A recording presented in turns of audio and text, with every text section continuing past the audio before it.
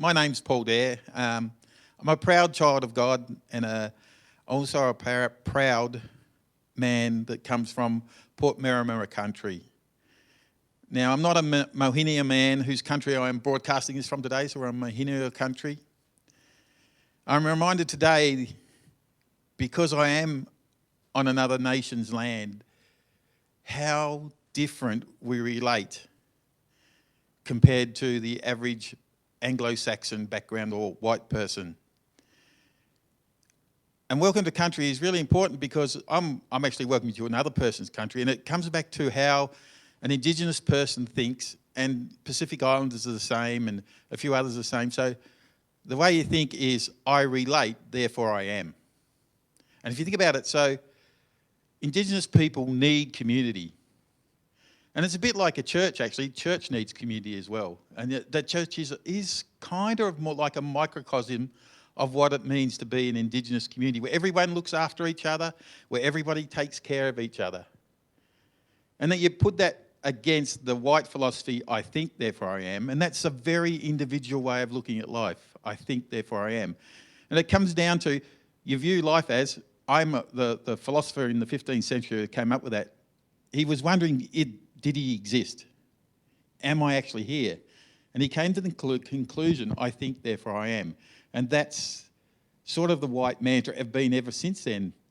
But when you think about Indigenous people, it's I relate, therefore I am. So there is a big, big difference in the way we view the world. And that is why it's so hard to get an Indigenous community out of poverty, because of the relationship. So you can't just get one person out of poverty, you actually have to get the whole community out of poverty. Otherwise they all just go back to helping their aunts and uncles and family, and nothing ever happens. It doesn't improve. So you've got to get a whole community out at once, and that's why it's so difficult to actually, for Indigenous people to get help, or more to the point, why it's so difficult for white programs to work in an Aboriginal community.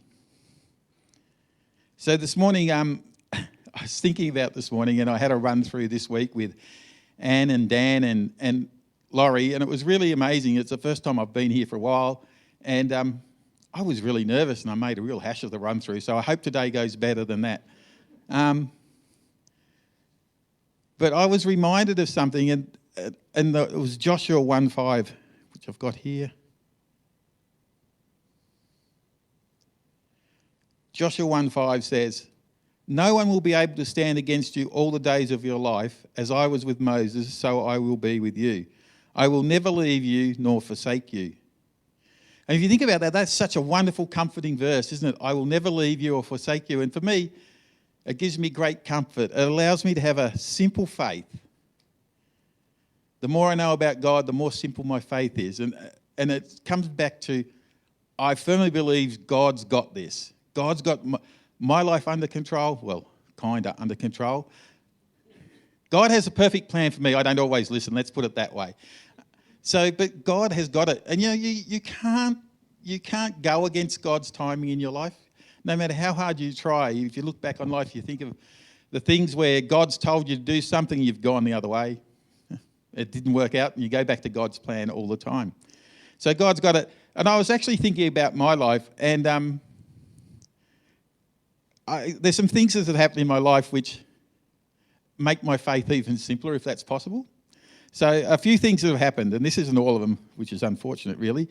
So when I was 4, I had to go away from my family for a month because I was so poor in health. I had to go and live with my auntie for a month. So I can remember that. And then at 5, I went hunting tiger snakes with my brother. Who does that now? I mean, God was looking after us. God has a plan. We actually got one. It was really amazing. We didn't die though, so that was good. At 5, we used to live next to a railway line, and the railway carriages in the siding. So what we used to do for entertainment was push the carriages up to one end of the siding and let them run down the other. But then for more excitement, we used to lay between the rails and let them run over the top of us. Once again, at 5 years old, who does things like that? God has a plan. At 6, I got hit in the head with a dog spike, which is a nail about 12 inches long. My brother and me were fighting, which is very unusual, and it hit me just above the eye here. And I remember going to Mum. Mum was quite cross because she had a meeting on, or she was doing something that day and had taken me to hospital. And on the way there, the bleeding stopped enough so you could see inside your head. It was really fascinating. Don't recommend it though. At 11, my sister, she pushed me over and killed the nerves in the top of my mouth and I lost all my teeth. At 13, my appendix burst. And so I spent one term off hospital. I had 2 operations that year. At 14, I got hit by a car while bike riding. At 14, I fell off the back of a car and got knocked unconscious. At 28, I nearly lost both my kids because we were going down a whitewater rapid and I was holding on to them and they got away from me, but it was only because God that I actually managed to grab a hold of them and they were safe. At 36, I lost my spleen when I fell through a roof. Don't do that, that's not advisable either. And from the age of 42, I've looked back on it, I've actually spent probably a month every year since 42 in hospital. At 50, my wife went home due to cancer, so she's now with the Lord, which is good. At 52, I had a tumour removed from my pituitary gland, in the back of your brain there. At 54, I actually got bitten by a tiger snake. At 56, I lost my grandchild to SIDS. And now I'm just about to have a shoulder replacement. So my life has been, it's been what it's been. But God's got it. And that's the thing I always look back on. If you can live through all that, you figure, what else can go wrong? I didn't say that aloud. What else can go wrong? But God has got it. And so this morning I just feel like God has got this. And I just want to explain to you that I have this real passion for what I'm talking about this morning. And it might not come out the way I want to come out, but I'm just trusting God will actually let you hear what he wants you to hear, that you have it. So, what is NAIDOC? NAIDOC stands for National Aborigines and Islander Day Observance Committee. So it has its origins back in the 1920s, and it was brought in to actually increase the awareness of Aboriginal and Torres Strait Islander Australians' plight and what they stand for and what they do in society. And so that's why we celebrate it. We celebrate it so that everyone else can learn a bit more about our history. And one of the questions I always get asked is, what does it mean to be on country? Uncle Reverend Ron Williams, 1940-2003, wrote about like this. I think we Aboriginal fellas know more about what the Bible is actually talking about in spiritual dimension. We are more like the ancient Hebrew people than the white fellas are.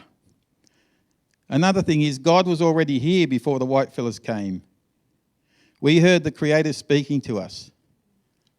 And so when you're on country, you get this peace about yourself. It's like trying to explain what it means to say the Spirit lives within you. Have you ever tried to explain that? You've got a peace, yeah?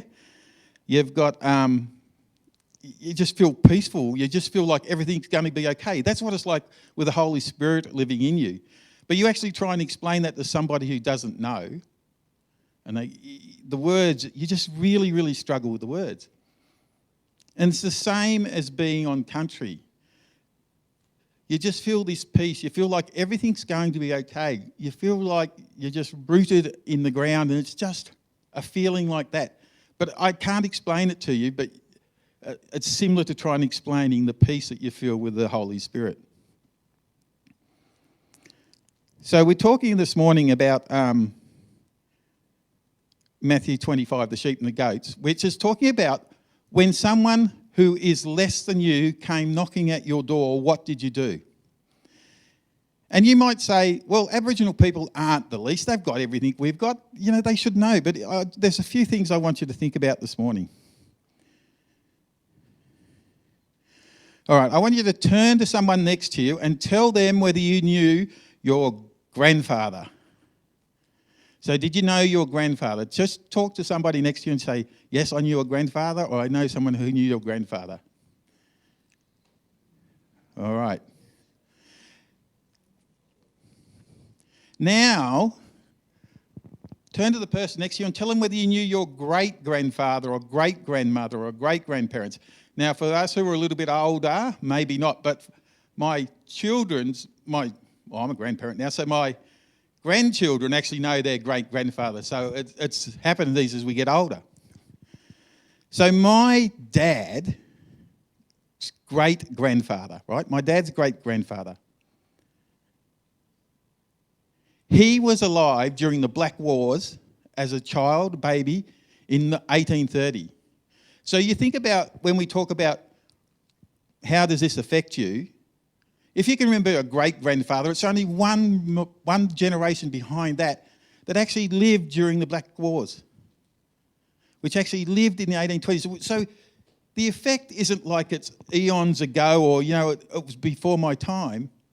Some people can actually remember it. The last generation could actually remember people who were living in that era. So it's not like it happened a long time ago. And you think about all the things that happened then, the massacres and everything, and you go,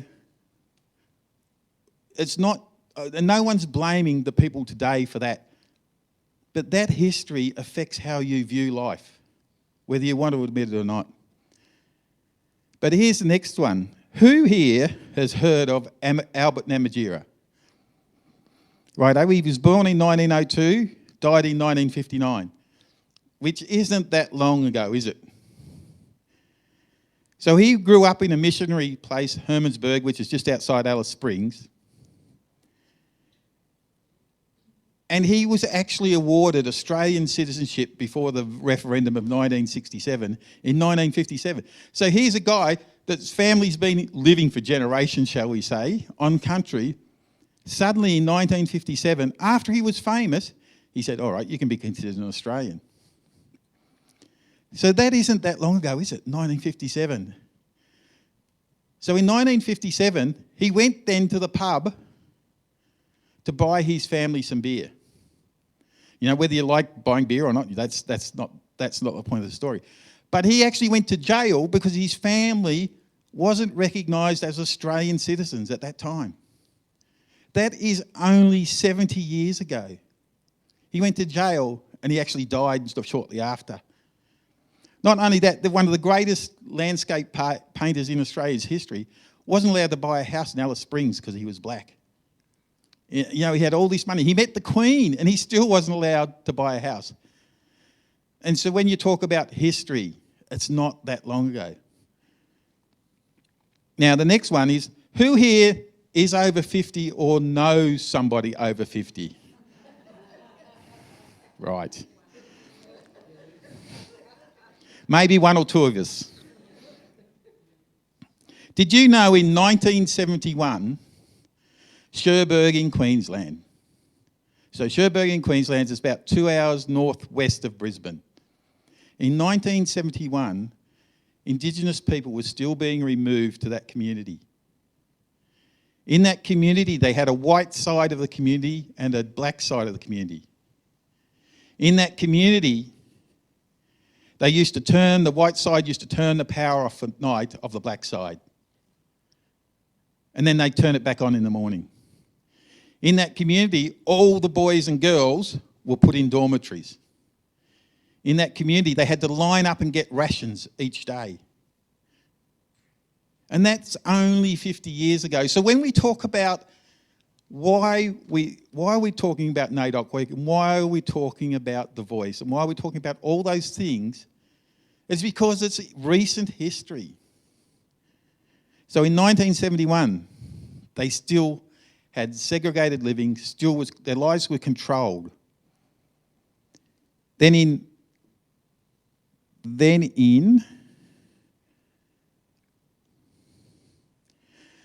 after World War II, there were 546 documented removals made to that Cherbourg. So people were still being taken off. We talk about the stolen generation. It happened in our lifetime. And you actually stop and think about it. You hear stolen generation, you hear things, oh no, that's not us. We couldn't do that as a country, could we? But it did. It happened in our lifetime. The good news is, in 1986, they were actually allowed to have that control their own destiny. 1986, less than 40 years ago, they were actually given control of their lives back. Could you imagine, like, if you're especially 60 and you were 20 at the time, the first 20 years of your life, you had no control over it.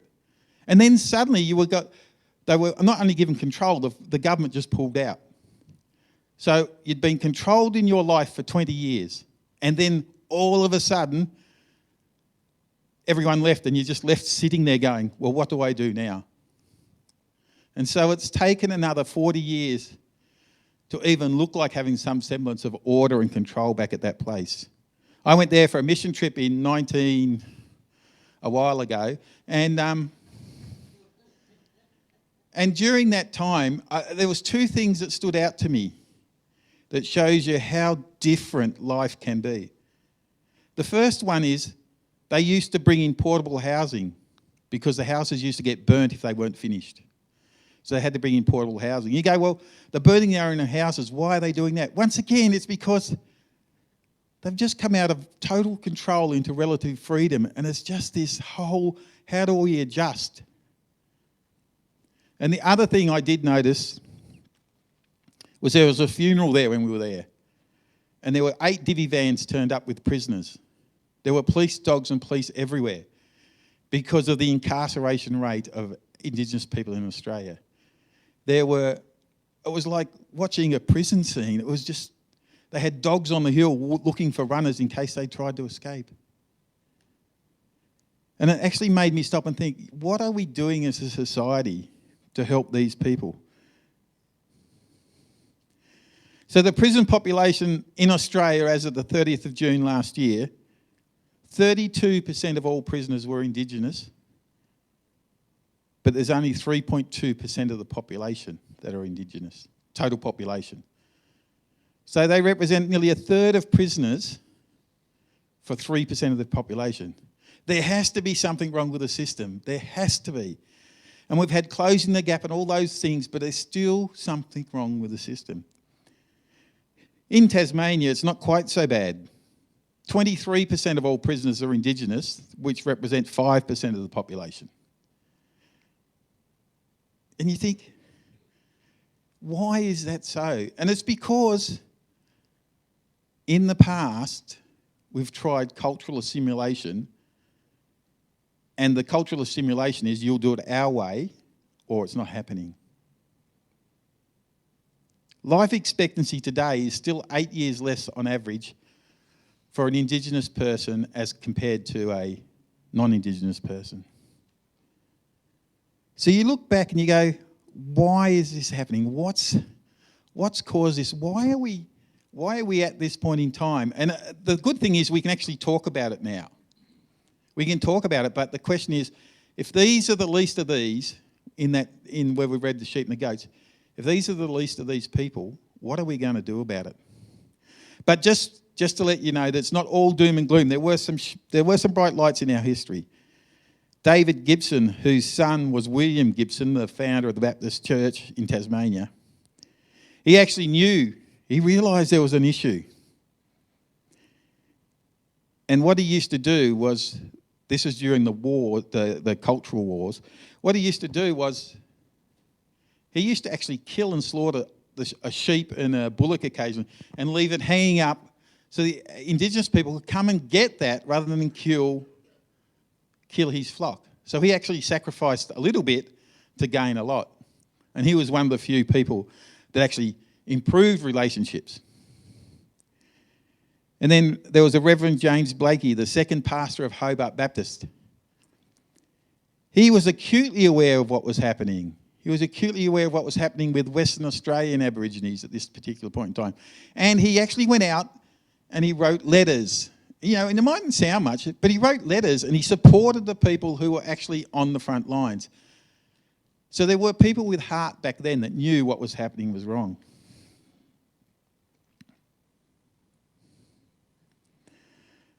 So the question is, what is the voice? We've all heard stuff on the voice, and people have made it out to be something which I think it's not. So sometime this year, you'll be asked one question, which you get to answer yes or no to. If you're over 18 and registered to vote, that is. And the thing is, a proposed law to alter the Constitution to recognise the First Peoples of Australia by establishing an Aboriginal and Torres Strait Islander voice. That's what you're voting for, yes or no on that. Now, if you vote yes, this is what it means. They're adding a new section to Chapter 9 of the Constitution, and they're putting a new section in that, 129. And it says, in recognition of Aboriginal and Torres Strait Islander peoples as the first people of Australia, there shall be a body to be called the Aboriginal and Torres Strait Islander Voice. Well, that's okay. And this voice may make representations to Parliament and Executive Government of the Commonwealth on matters relating to Aboriginal and Torres Strait Islander peoples. May make representations. That's all, nothing else. And the Parliament shall, subject to this Constitution, have the power to make laws in respect to matters relating to the voice, including its composition, functions, powers and procedures. In other words, the federal government has the powers to change the composition of the voice if we voted in. The federal government have the power to not listen to the advice or to listen to the advice. It's up to them. So it is just that. This is just providing advice. It is not going to be a third chamber. It would be a non-legally binding advisory body that represents First Nations people. That's it. And you might say, what's the big deal? Why do we need it? And it comes back to the least of these. If you think about trade unions, they have the ACTU, which represents and lobbies at a high level. There's other people, there's the Industry Council that represent and lobby at a high level. There's interest groups that represent and lobby federal government at a high level. The issue is Indigenous people, as a rule, struggle to get that representation heard. And this is just a way of making that representation heard. That's all it is. And then, of course, we want more. We don't want rent. I don't think we want rent. It's not about rent or anything like that. We want to get to the point where we can have treaty, where we can have truth and reconciliation. That's where we want to get to.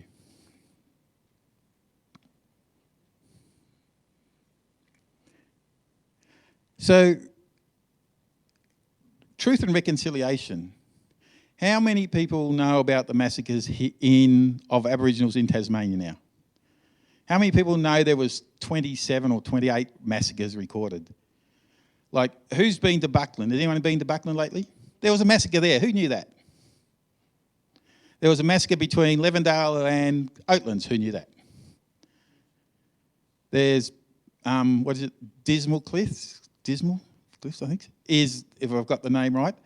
They call it Dismal Cliffs because they ran an Aboriginal tribe off the cliff and killed them all. So, and you go, that happened when my great-great-grandfather was alive. That happened. It's not that long ago. So I just encourage you from this to actually go and learn just a little bit more about Indigenous culture and history and why the voice is so important, why you should consider the nations as a whole as the least of these. Now, for those who haven't seen the Black Wars or the Frontier Wars on SBS, I suggest you watch episode 2. So it'll take 40 minutes of your life to understand what I'm talking about. And if you watch that with an open mind and open heart, I'm sure that God will convict you of something. Because you can't watch that and not be affected. Another thing you can do is to go and visit the museum in Hobart. They've got an excellent exhibition on at the moment. It is a really, really thoughtful and well-placed exhibition which has history to it, which points out the history to it. Or if all else fails, just go sit on a hill And just imagine Indigenous people roaming through that area, caring for country, seeing what they seen. Ask God to help you see what they seen. And if you're really into reading, this book here, which I know Dan has told you before, Tasmanian Aborigines by Lyndall Ryan, is the best book ever to actually read regarding the history. And if you like war stories, this one here by Tongalongareta is the story of an Oyster Bay chief, one from my country, and how the Black Wars were fought. It's a really, really good read. So when it comes to looking after the least of these, you go, you know, it's not just in Indigenous people. It's not just Christians. If you actually look back on your life, has anyone ever helped you do something over your life, in your life? Has anyone actually came and given you a hand, helped lift you out of something you were going through? In those moments, you were the least and you had someone there to help you. So you have this opportunity, and God's actually asking you to have this opportunity to be helpful to the least of these. And that's what I really encourage you to do, is just talk to God about it, talk to people about it, but don't approach it with fear. Years ago, we had cultural Christianity, which means when the missionaries come, they tried to assimilate them into their culture. And it just didn't work. It just didn't work in the end. We are now much more aware of what it means to be the difference between cultural assimilation and sharing God's love. And in this church, we probably do it better than I've seen most do it, because we have a Nepalese community which come to church here. But we allow them to do it their way. We allow them to be who they are, and they worship God differently than we would. Does it mean they love God any less? No. Does it mean it doesn't mean any of that. But we allow them to be the culture they want, celebrating God the way they want. And we celebrate We celebrate God the way we want. And that's okay. That's what Christianity is about. It's not meant to be cultural subversion. It's not meant to be changing cultures. It's meant to be allowing people to worship God the way they want to worship God. So with the voice, you hear all these things and all these reasons. We heard the Palawakani words this morning, Yapalingana, hello, welcome. And you go, how hard is it to actually acknowledge that? Do you still call it Mount Wellington, or do you call it Kenyani? It's got to the point now where most people go Kenyani and they go, you know exactly what it is. But our history still allows us to call it Mount Wellington. But it's the little things that make such a big difference to people's lives. There's the little things that actually make people go, they really do care. They really are showing love. They really are, in fact, being to the least of these. So I just encourage you to during NAIDOC week, just to think about the least of these and what you can do to help it. And let me finish with a cultural interpretation of Psalm 23 by Uncle Rev Ron Williams. He was 1940 to 2003.